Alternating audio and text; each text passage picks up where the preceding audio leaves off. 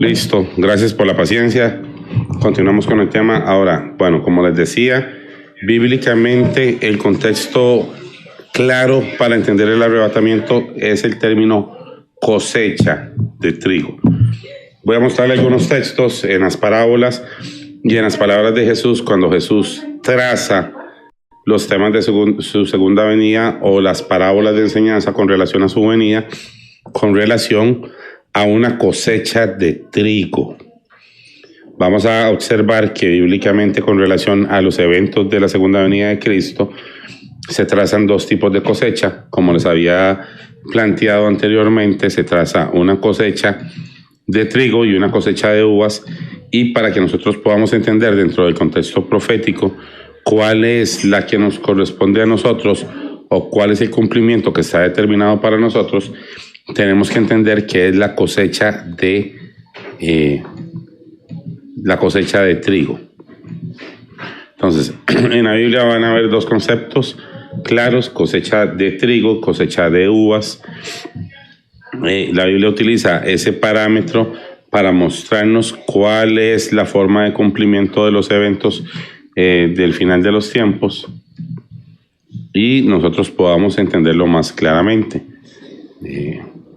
Y vamos a ver algunos detalles de esos aspectos en los textos bíblicos para que usted los verifique.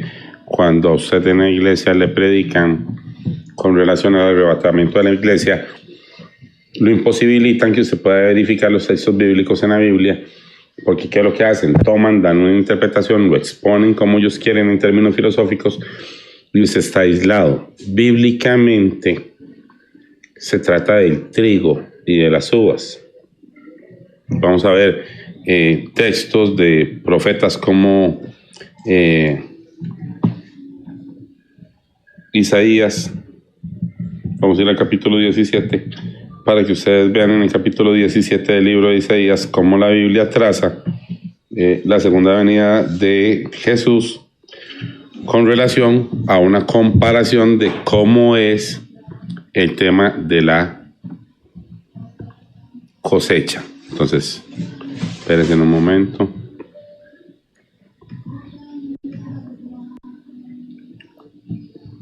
Para que ustedes puedan verificarlo conmigo los textos y puedan estar muy claros del entendimiento que le estamos diciendo. Cuando usted usa las palabras que la Biblia utiliza para expresarse en el contexto bíblico y lo usa correctamente, usted va a poder ver en ese contexto bíblico que usted va a encontrar las palabras adecuadas en las profecías y en el cumplimiento profético. Ahí está, profecía sobre Damasco. Entonces vamos a leerla para que ustedes vean cómo se traza un tema bíblicamente de forma correcta. Profecía sobre Damasco. De aquí, de ruinas, las ciudades de Aoer estarán desamparadas, en majadas se convertirán, dormirán allí y no habrá quien los espante. Y cesará el socorro de Efraín, y el reino de Damasco y lo que quede de Siria será como la gloria de los hijos de Israel, dice Jehová de los ejércitos. En aquel tiempo la gloria de Jacob se atenuará, se enflaquecerá su grosura, y será como cuando el segador recoge la mies con su brazo y ciega las espigas. Será también como el que recoge espigas en el valle de Efraín. Y quedarán en él rebuscos como cuando sale el olivo, 2 o 3 frutos en la punta de la rama, o 4 o 5 en sus ramas más fructíferas, dice Jehová, Dios de Israel. En aquel día mirará el hombre a su hacedor, y sus ojos contemplarán al Santo de Israel. No mirará altares que hicieron manos, ni mirará a los que hicieron sus dedos, ni a los símbolos de acera, ni a las imágenes de sol. En aquel día sus ciudades fortificadas serán como los frutos que quedan en los renuevos y en las ramas, los cuales fueron dejados a causa de los hijos de Israel, porque te olvidaste del Dios de su salvación y no te acordarás de la roca de tu refugio. Por tanto, dice, sembrarás plantas hermosas y plantas de sarmiento estaño. El día que las plantes las harás crecer y harás que su simiente brote, pero la cosecha será arrebatada en el día de la angustia y del dolor desesperado. Y después él sigue profetizando y dice así, en el contexto profético que él quiere plantear: hay multitud de muchos pueblos que harán un ruido como estruendo del mar y murmullo de naciones que harán alboroto como bramido de las aguas. Por eso Jesús dice en Mateo 24 que las naciones es como el bramido del mar, y los pueblos harán estrépito como el ruido de muchas aguas, pero Dios los reprenderá y huirán lejos y serán ahuyentados como el tamo de los montes delante del viento y como el polvo delante del torbellino. Al tiempo de la tarde aquí la turbación, pero antes de la mañana el enemigo ya no existe. O sea, Él les está dando todo un planteamiento profético con relación a la forma correcta de entender el detalle del cumplimiento de la profecía, y le dice que va a ser como, se lo dice expresamente, que va a ser como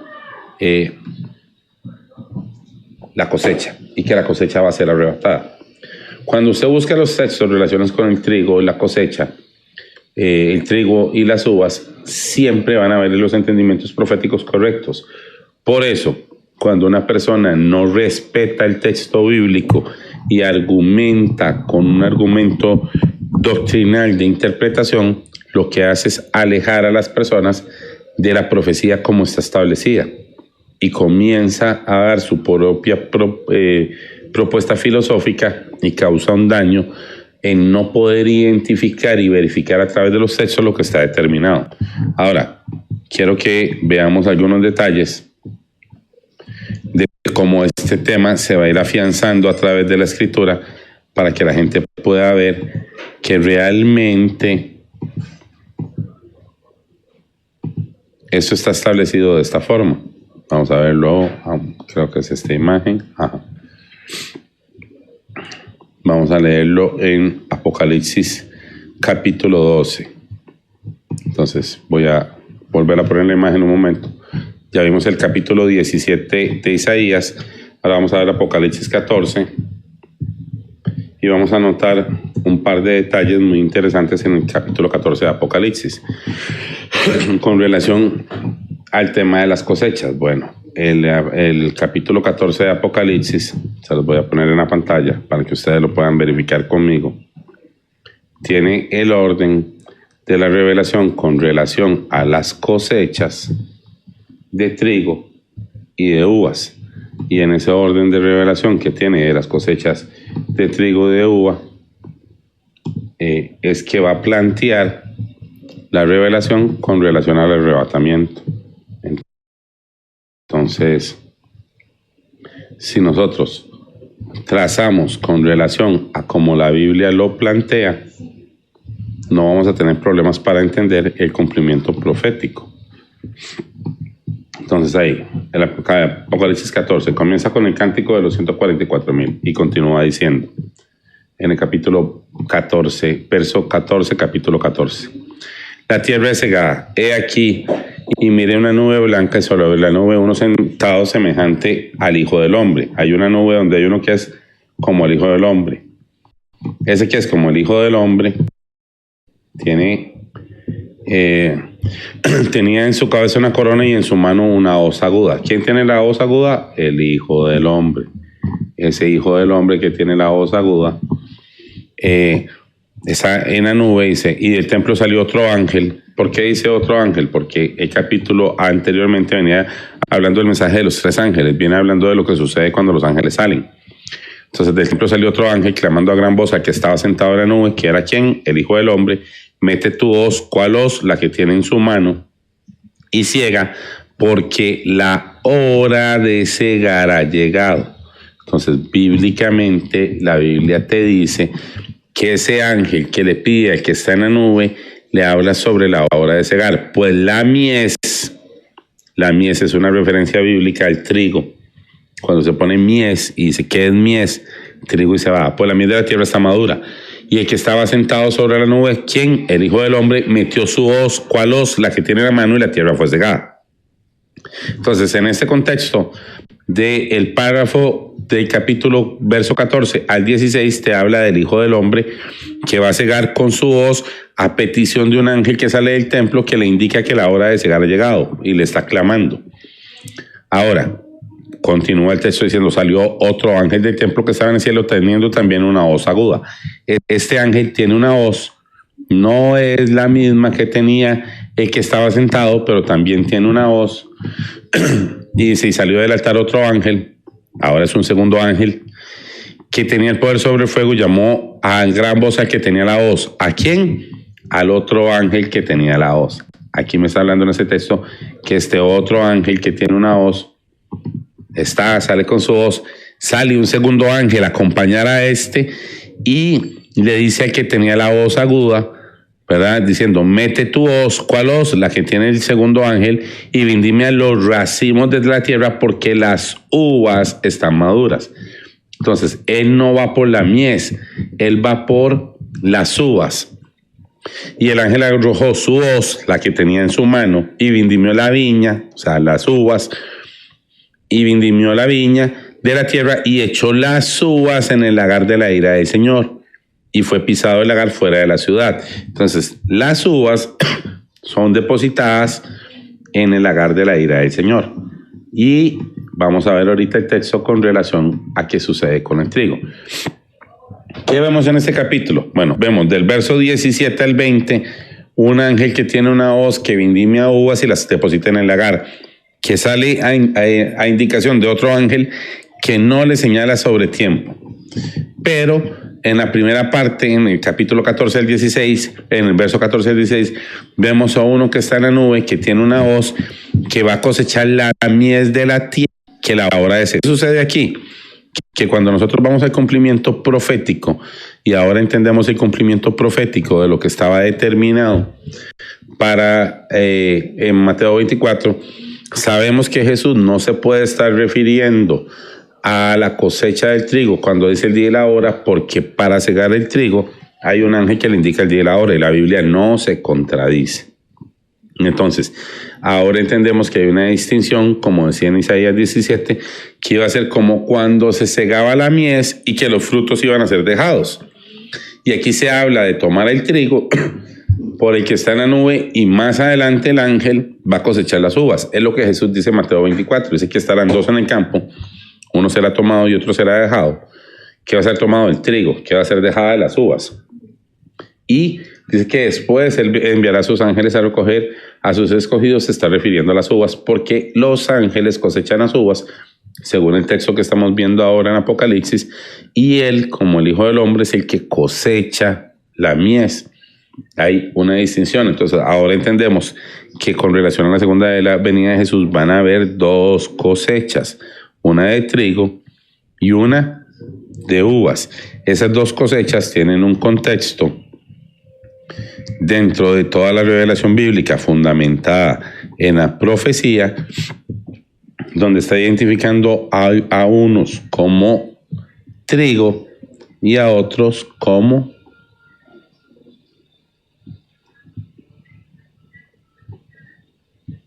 vamos a ver en este texto para ver el resumen que tenemos, a unos como trigo y a otros como uvas. En ese contexto del trigo y las uvas, que está ahí establecido en el cumplimiento profético, de la forma en que la Biblia revela que se van a ir cumplimentando esos detalles, vemos que hay, con relación a la segunda venida, dos tipos de cosecha. Va a haber cosecha de trigo, que refiere a los creyentes, la cual la ejecuta Jesús desde la nube, metiendo en la hoz, y tiene una hora señalada que se lleva el trigo al granero. Luego hay una cosecha de uvas, que representa a los incrédulos, que la ejecutan los ángeles, que no hay hora y es llevada al lagar de la ira para pisar. Hay una distinción absoluta, completa y rotunda en el contexto bíblico sobre la cosecha de trigo, la cosecha de uvas. La forma en que se cosecha el trigo para ser guardado en el granero. ¿Quién dice que el trigo va a ser guardado en el granero? ¿Por qué decimos que el trigo va a ser guardado en el granero? Porque la Biblia lo dice en Mateo 3:12. Refiriéndose a Jesús, cuando Juan está hablando en el capítulo 3 de Mateo, a partir del verso 12, dice: su aventador está en su mano. Su aventador está en su mano, limpiará su era y recogerá el trigo.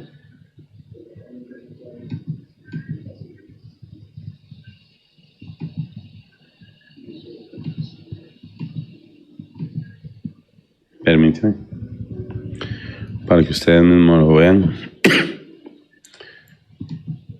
Ahí está en Mateo 3:12, donde dice expresamente: Su aventador está en su mano y limpiará su era y recogerá su trigo en el granero y quemará la paja en el fuego que nunca se apaga. Entonces, él viene a hacer un proceso de recoger el trigo y guardarlo en el granero. Las uvas se depositan en el lagar para ser pisadas. No es el mismo concepto, no es el mismo cumplimiento, no es una generalidad de cumplimiento de la obra de Cristo, son cumplimientos específicos que tienen determinadas formas de cumplirse que son puntuales para cada uno de esos tipos. Entonces, bíblicamente, ¿para recoger las uvas hay tiempo? No. Bíblicamente, ¿para cosechar el trigo hay un momento? Sí. ¿Dónde lo sabemos? Tenemos que tener más referencias. Bueno, ya el ángel dijo que es la hora de recoger el trigo. En Levítico, capítulo 20, donde se va a hablar expresamente con relación de la presentación de ofrendas, capítulo 23, disculpen, con relación a la presentación de las ofrendas y todo, se van a establecer las fiestas solemnes y en el orden del establecimiento de las fiestas solemnes, a partir del verso 10 vamos a ver el orden para la recolección del trigo y vamos a ver el orden para la recolección de frutos y vamos a poder entenderlo más plenamente. ¿Fundamentado en qué? En lo que dice la Escritura, más allá de los argumentos que la gente quiere plantear. ¿Por qué? Porque para eso es el texto bíblico, para darnos la revelación que nos tiene que dar con relación a lo que está establecido y que la gente quite de sus argumentos las posiciones doctrinales que tiene. ¿Para qué? Para que pueda ver lo que la Biblia establece.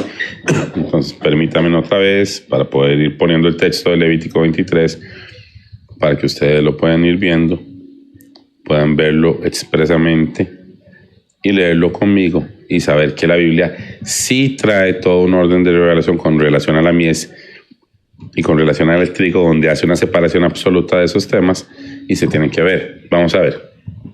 Verso 9, Levítico 23.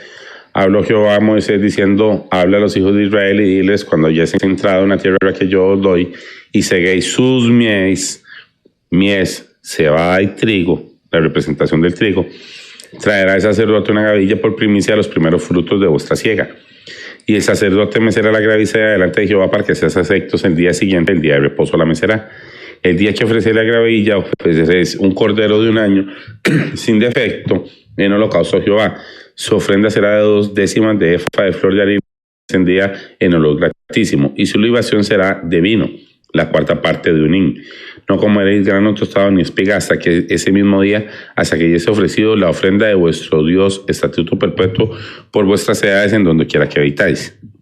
Ahora continúa diciendo, y contaréis desde el día que sigue el día de reposo, desde el día que ofreciste la gavilla de la ofrenda mecida, 7 semanas cumplidas hasta el día siguiente del 7º del día de reposo, contaréis 50 días. Entonces ofreceréis el nuevo grano. ¿Nuevo grano de qué?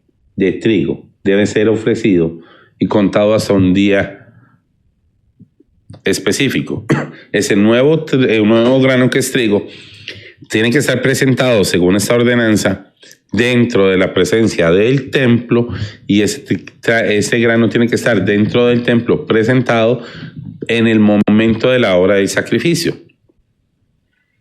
Tienen que hacerlo junto con el momento que hacen los sacrificios. O sea, sí tiene una hora de cumplimiento porque sí hay una hora determinada para el sacrificio. Más adelante, con relación a otra fiesta, ahora en el mes 7º, el primero del mes del versículo 23, les habla de cumplimiento de la fiesta de las trompetas y después de la fiesta de expiación. Después de la fiesta de la expiación, les va a decir que cuando estén celebrando eso, van a traer aquí a los 15 días del mes 7º, cuando hayan recogido el fruto, ya no el grano, sino ahora el fruto de la tierra, que se refiere a las ramas con fruto de las uvas. Dice, haréis fiesta solemne por 7 días, el primer día será de reposo y el 8º día también, y tomaréis el primer día ramas con fruto de árbol hermoso, ramas de palmeras, ramas de árboles frondosos, sauces de los arroyos, y os regocijaréis delante de Jehová. Entonces, ¿qué tenemos en este contexto? tenemos que una cosa es cosechar ramas con frutos, y ramas con frutos se refiere a la vid, a las uvas, y otra cosa es cosechar trigo. En ese orden que la Biblia lo está planteando, si nosotros lo entendemos y vemos la distinción del proceso del cumplimiento profético, vamos a ver claramente, como les tengo a la imagen, que no es lo mismo cosechar ramas con frutos. Para eso les puse la de las uvas, para que vean que las uvas son una rama con los frutos pegados, y el trigo es el grano. El trigo sufre un proceso antes de cosecharse, porque el trigo no se cosecha en esta condición. El trigo se cosecha limpio.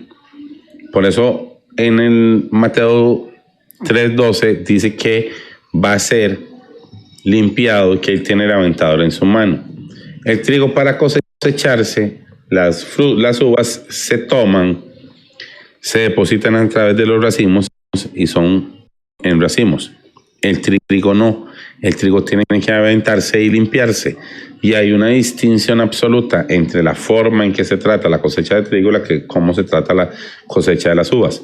Ya ustedes vieron en Apocalipsis que las uvas son para pisar en el lagar de la ira, y que el trigo, según Mateo, Jesús lo recoge para guardarlo en su granero. En Apocalipsis verificamos que Él es el que recoge ese trigo. Entonces usted tiene que aprender a distinguir, para que pueda verificar, sobre todo el contexto bíblico, una distinción absoluta entre cosechar trigo y cosechar uva.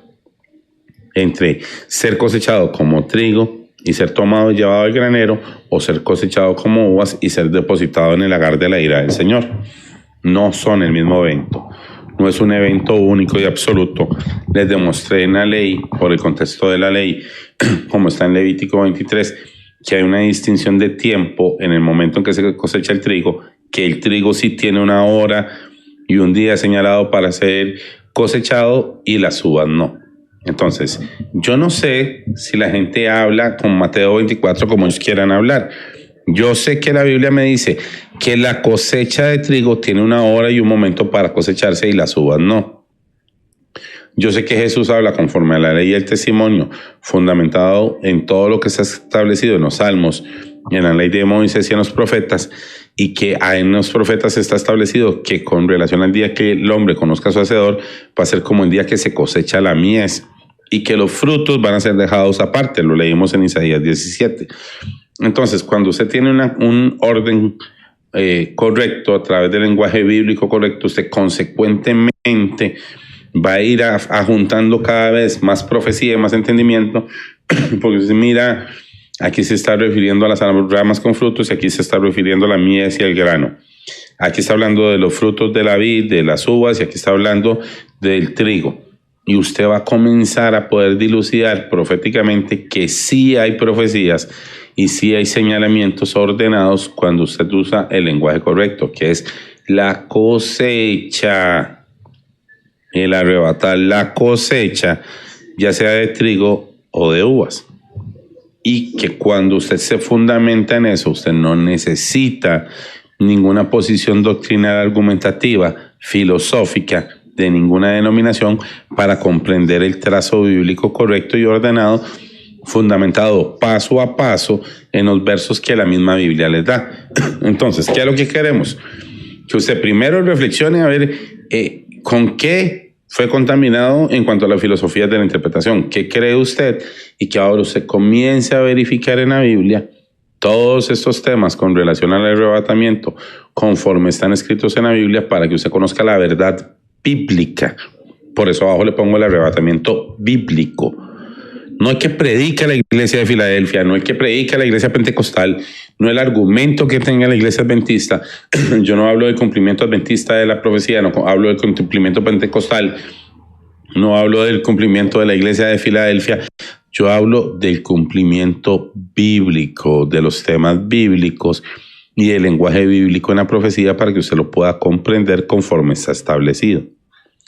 ¿Por qué el Life es positivo de esta forma, llevando ese planteamiento? Porque no me puedo devolver a tratar de mostrarle a una persona cosas que nunca le han enseñado en la iglesia donde asiste, para mostrarle cuál es el error de la filosofía que él tiene. Parto dándole una explicación de dónde vinieron esas filosofías, para a partir de ese momento comenzar a fundamentarle lo que la Biblia dice y mostrarle las primeras señales de cómo llama la Biblia al arrebatamiento, en qué texto lo demuestra, cómo las profecías de los profetas lo van fundamentando, y que usted se eche ese argumento filosofal que tiene y se someta a lo que dice la Escritura para que comprenda el cumplimiento que la Biblia le propone de muchos temas.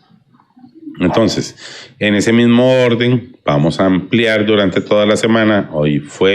Ayer inicié un poco el tema, no pude grabar el video, entonces hoy dimos un pequeño repaso y volver a fundamentar lo que tenemos, para que a partir de ese momento yo doy por un hecho que usted distingue ahora entre las diferentes filosofías. Voy a publicar el video para que la gente pueda verificar este tema y repasarlo, que usted, después de distinguir entre las diferentes filosofías, ha comenzado a discernir el lenguaje bíblico correcto para comenzar a entender los eventos proféticos, y ese discernir del lenguaje bíblico correcto y el entendimiento profético que está establecido plenamente en las Escrituras lo lleve a conocer la verdad que usted anhela saber para ver el cumplimiento de lo que está establecido, y cada vez sea un agregar más a la revelación y al entendimiento de la fe que usted tiene en la Escritura, más allá de las filosofías doctrinales de las denominaciones. Entonces, temas que vamos a ver. Bueno, vamos a ver esto: cómo se recoge el trigo, cuándo se recoge el trigo, cuál es el orden de recoger el trigo. Vamos a entender que el arrebatamiento también está representado con un embarazo, una mujer encinta en dar a luz, donde el proceso nace primero el niño, después se expulsa la placenta, siendo que el nacimiento del niño representa el trigo que es tomado, llevado al granero, y la placenta que es expulsada representa, o es una analogía con las uvas que son pisadas en el lagar. Siempre van a haber varios contextos bíblicos que van a ir uniendo esto, y ninguno contradice el anterior, simplemente lo afianza más para entenderlo mejor. El niño nace antes de desechar la placenta. Ustedes van a ver en Apocalipsis que habla de un niño que es arrebatado. Otra vez vamos a hablar de conceptos de arrebatamiento con relación a un niño, porque lo representa como un pueblo, no como la gente quiere plantearlo de la iglesia. Entonces ahora te hablo de una cosecha que es arrebatada, de un niño que es arrebatado, y vamos a ver varios contextos de esos donde usted dice, mira, sí, es lo mismo, un nacimiento previo, antes del desarrollo del final del proceso, unos dolores de parto que continúan manifestándose por un lapso de tiempo hasta que la mujer expulsa la placenta, porque a través de las cosas naturales él manifiesta este orden.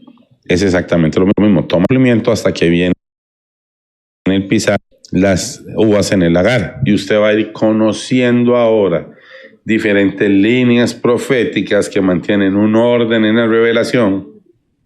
Son consecuentes, y usted lo va a poder demostrar con múltiples profetas, en múltiples aspectos de la ley, con varios capítulos bíblicos, no perdiendo la coherencia y la estructura en esa misma revelación, para que usted esté preparado para un evento que sí es previo al cumplimiento, o al que llegue el momento cúlmine de todo lo que está revelado en la obra de Jesús, que sí es para nosotros, que nos toca vivirlo en esta generación, y debemos estar preparados. ¿La profecía necesita que todo el mundo la entienda para cumplirse? No. La profecía se va a cumplir porque se va a cumplir. El que nosotros podamos entender el cumplimiento de la profecía a través del estudio bíblico es algo que es una gracia y una misericordia que Él tiene para nosotros para estar preparados. Pero tenemos que hablarlo bíblicamente. No quiero que usted esté asustado con los eventos proféticos que ve en este momento, porque estos eventos proféticos son unas señales previas. Todavía hay otros eventos que se tienen que cumplir antes de que llegue el arrebatamiento, y no es posible bíblicamente ni que se cumpla en esos periodos que vemos las guerras con Israel, ni en esos días de las fechas que la gente dice que el 7 de octubre, que dijeron que el 18 de septiembre. Este periodo no es el contexto de cuando se tiene que recoger ese tipo de cosecha. No está establecido para este momento en el cumplimiento profético. Lo que está sucediendo sí son parte de los eventos señalados para el fin de los tiempos con relación a la segunda venida de Jesús, pero son eventos previos al arrebatamiento. Todavía tenemos unos lapso de tiempo para que ustedes puedan escudriñar el orden de cumplimiento del arrebatamiento, para que ustedes vean el cumplimiento del arrebatamiento no por un sueño que un hermano le dio, ni por una visión, ni por una interpretación, sino que ustedes tengan al menos unas 20 líneas de cumplimiento profético, señalando todo el contexto del embarazo, todo el contexto de la cosecha y otras líneas que vamos a trazar, todas congruentes, ordenadas, sin contradecirse entre ellas, sin romper nada de lo que está establecido, para que usted entienda que estamos cerca de ese momento, no para que se preocupe, sino para que se ocupe de poderlo compartir con las personas y de vivirlo más plenamente. Entonces, esa es la introducción al tema. Damos por agotado el primer día, deberíamos ir en el segundo, fue un error mío. Mañana vamos a avanzar más señales, más símbolos que se van a unir a todo ese contexto para que ustedes estén más claros. Sé que conforme avance el tema es muy probable que en lugar de ir aumentando las personas que se interesen, probablemente se vaya disminuyendo, pero también sé que para mí es un trabajo cumplido y un propósito que al menos uno de los que están ahí en esas listas conozca el tema plenamente y el que lo añore de corazón lo llegue a comprender. Me dispongo para transmitírselo todos los días en la mañana a partir de las 9 de la mañana hora de Costa Rica y volver a hacer una retransmisión del mismo tema a las 7 para que ustedes, si gustan, tengan la oportunidad de escucharlo en vivo. También lo voy a dejar guindando en las redes, en el perfil de TikTok va a estar seccionado esas enseñanzas para que usted se las pueda dar a otras personas y las pueda repasar y que tengan una base, porque también tenemos que ir avanzando con otros temas y que puedan irlo haciendo. Al final de la semana, el último día de transmisión de esta semana, voy a hacer un live abierto para los hermanos que tienen dudas, inquietudes de lo que han ido escuchando. Voy a usar como base las listas de participación de los videos para darles cabida para que pregunten a hermanos que han escuchado, que toman el tiempo. Este no es un tema abierto que voy a debatir con la gente. ¿Por qué? Porque primero tendríamos que argumentar sobre la posición doctrinal que tiene. Segundo, ver cuál escuela escatológica está usando. Y tercero, fundamentarlo en la escritura. Y sabiendo que si una persona quiere debatir sobre ese tema porque tiene otra posición, debería tener una explicación amplia antes de que yo por lo menos piense en argumentar o debatir ese tema con alguna persona. Así como yo estoy haciendo, que tengo al menos los videos de unas 10 horas de explicación del tema en el transcurso de esta semana, el que quiera debatir conmigo sobre este tema tiene que tener al menos unos 2 o 3 videos de 2 o 3 horas de una explicación propia que él mismo expresa y enseña para que yo acepte que con propiedad sobre el tema. Si no, no voy a utilizar esta enseñanza para que ustedes, por ejemplo, me alcancen en otro live como el de Armando o en el de Melky, en el de Estela o algo así, para que pregunten las cosas que se están dilucidando en esta enseñanza. Para eso voy a abrir el propósito del viernes, disculpen, el sábado o el domingo, abrir un live de preguntas y respuestas sobre los temas que se hicieron en un horario que la gente lo pueda atender para que tengan preguntas. No se puede utilizar el modelo de voy a debatir con usted para escuchar como pasó con otros temas. Si tiene preguntas respetuosas, con todo gusto en el live de exposición de preguntas y respuestas.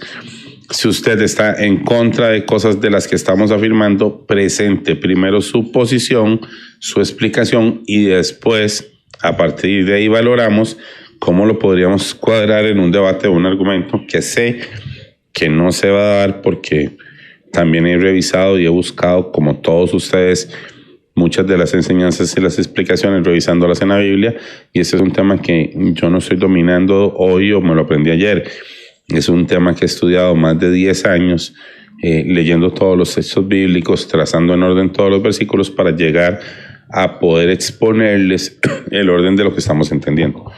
Entonces, ¿cuál es el modelo expositivo? Al final del live, como lo voy a hacer en este momento, se abren los comentarios para que comenten los suscriptores No está abierto para los comentarios generales del público. ¿Por qué? Porque pasa un ateo, yo no creo que Jesús regrese. Viene una persona que no ha leído la Biblia y dice, el día y la hora nadie lo sabe y no ha escuchado las exposiciones. Entonces, solo para los que están aquí interesados y los que están suscritos son los que pueden plantear preguntas en esta etapa del proceso, y va a estar más abierto el fin de semana para los que escucharon los temas. Si cuando yo abro el live, ese tema está planteado en uno de los videos y la persona llega el fin de semana a preguntar sobre algo que ya he explicado en un video de 2 horas, se le va a mandar primero a ver el video para que después pueda hacer la pregunta. Entonces, para que estemos claros en el tema, como les digo, voy a abrir ahorita, por si de los que están suscritos, alguno tiene interés en hacer alguna pregunta sobre lo que hemos planteado o quiere que abarque un poco más de detalles. Yo sé que ustedes están acostumbrados a una red social. Este tema no es un tema expositivo de red social, este tema es un tema expositivo de enseñanza, que es como cuando usted ve un video en YouTube o alguna otra plataforma. Escucha, ve el video y después toma sus decisiones, ¿verdad? Entonces, ya están ahí abiertos por si alguno de los suscriptores quiere hacer alguna pregunta. Sí voy a hacer, y también esa parte es como solo para suscriptores, unos estudios bíblicos sobre este tema más abiertos, más participativos, en un live donde sea para la gente que esté interesada. El foro de TikTok lo plantea como solo para suscriptores. Pueden hacer preguntas, traer preguntas y respuestas, hablar abiertamente sin que nadie los critique ni los esté viendo la gente que no está interesada en el tema, porque se entiende que los que se suscriben es porque están interesados en el tema, y el tema está mucho más ordenado. Entonces, de ahí van tomando en cuenta si les interesa